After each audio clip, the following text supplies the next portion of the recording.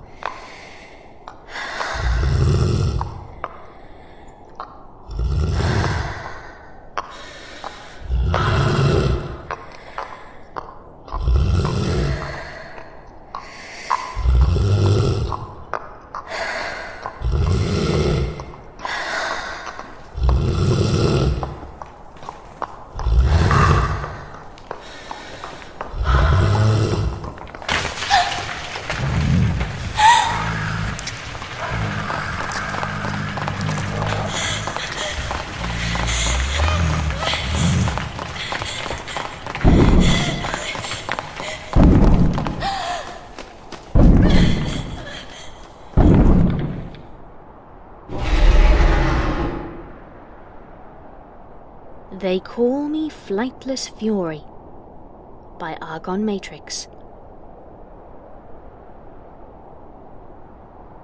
They call me Flightless Fury. It is something of a misnomer. I am capable of flight, but I do not need to fly. My wings have not seen use in over 100 years. They have rested at my sides, patiently awaiting their turn to shed the air once more. Like sentinels, they know their purpose and silently await their destiny. It is that patience that has won me my title, for I am not Flightless Fury. My flight is my fury. And today, little Pegasus, you will know fury. It was she who disturbed my slumber. She doesn't realize it. She thinks she has won. That prize in her hooves, the most valuable treasure of my hoard. She thinks it is hers. That is a testament to my patience. The instant I heard her, she was doomed. I can see her now, soaring in celebratory laps outside my cave. She flips and spins through my ashen lair with speed, deftly weaving her colorful contrail between my columns of magma. A bold grin splits her face now, and she dashes through the air, mocking me with her dazzling display of flight. But, little Pegasus, you know nothing of flight. She plays with the air like a whelp enjoying a friend's company. Her wings, to her, are a luxury. I can see it in how she flaps them. To fly for the sake of flying. That is her passion. That is her drive. To make a show of herself and merge her identity with the air, so that others will not think of her name without envisioning skies, clouds, and wings. No, little Pegasus, you know nothing of flight. Your wings are weak. Allow me to show you strength. My roar rends the air and quakes the earth, and so she flees. At least you know a threat when you see one, little Pegasus. And you are quick, to be sure. There is so much potential in that. So much potential wasted on theatrics, wasted on foolishness. You have speed, little Pegasus, but speed matters none in flight. Looking up from the entrance to my cave, I can see her just vanishing beyond the edge of my flaming sinkhole. Rolling heat waves bombard me, beckoning me forward like sirens. The air is black and sulfuric, aching with the stench of millennia-old smoke. A dot of blue rises far above, the gateway to my sky. All of my will bleeds into my wings, forcing them away from my body. you will know fury. The first pulse of my wings in over a century feels as you might expect. They are tired and sore, but memories of greatness fuel them as they bond with the air. I have longed for this, to feel the atmosphere part before me like clouds before the almighty sun. I am a harbinger. I am force. I am power. Oh, Sky, how I've missed you. I can feel every wing beat. The volcanic hurricanes left in my wake course through my veins. Like bellows to a fire, they are. There is steel in my eyes as the thermal winds crack and shudder at my presence. Flowing magma envelopes the tips of my wings as I ascend, and it boils in my vigor. This is the feeling I have so longed for. To smell the sky's fear, to make the cosmos blink when they notice me. When they see flightless fury fly. That feeling, little Pegasus, is my drive, my passion. Purpose. You know nothing of flight, little Pegasus. It is a tool, a weapon, a blunt hammer steered by the honorable hand of purpose.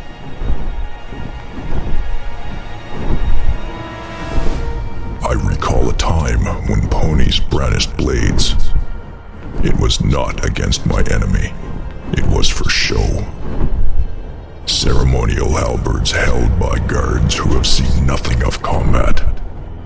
Oh, how those crowds cheered for them. Cheered for ponies in their soldier costumes. Cheered for weapons which gleamed in the sun despite never having delivered bloodshed. They were theatrics, nothing more. Mockeries of war. I see nothing has changed, little Pegasus. Still, you wield your weapon as a toy.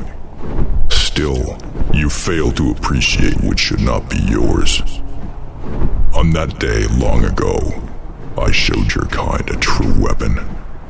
I wreaked death across the landscape with little more than wings, fire, and purpose. Do you know where you failed, little Pegasus? In identifying yourself with the sky, you have made yourself one with the stratosphere. You take the air as your equal, if not your better. It is your stage, your pride.